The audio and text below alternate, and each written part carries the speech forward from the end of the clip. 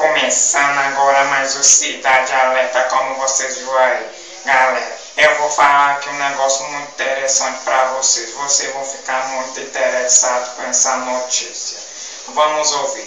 Uma menina, oh meu Deus, uma menina, meu irmão.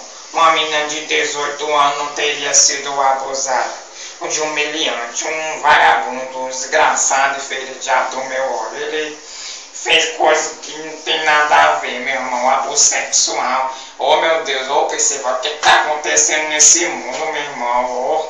Então, um repórter tá lá falando com ela vai falar com riqueza de detalhe tudo que aconteceu naquele momento. E o repórter vamos passar para ele. É com você.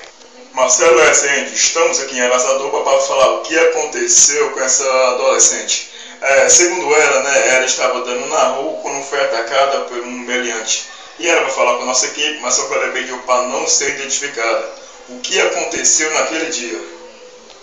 Moça, eu cheguei na cidade, eu comecei a ficar com medo, porque eu era novato, da cidade. Eu fiquei desesperada, moça. Aquele moço saiu do carro, eu fiquei desesperado. Ele mandou entrar no carro, ele mandou tirar a roupa. Eu falei, não, moça. Ele me ofereceu um bombom, mas eu falei, não, moça, sou diabética. E ele ficou mais e mais e fez abuso sexual comigo, fiquei desesperada. Moça, eu queria fazer uma reconstituição, porque esse mundo tá muito horrível. Então você ouviu essa menina aí? Então, até no breve. E tchau, tchau. E um beijão aí. E é só isso.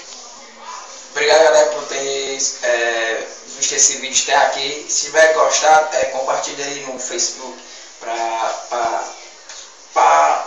só para as pessoas virem mesmo, Porque o meu trabalho aqui é que vocês fiquem rindo de mim. É porque as minhas imitações aqui são para vocês que gostam de imitação, Então, compartilha aí com seus amigos, aí, valeu, é nóis. Se você tiver gostado do vídeo, no YouTube, clique em gostei aí, vai lá por favor. Então, valeu, é nóis.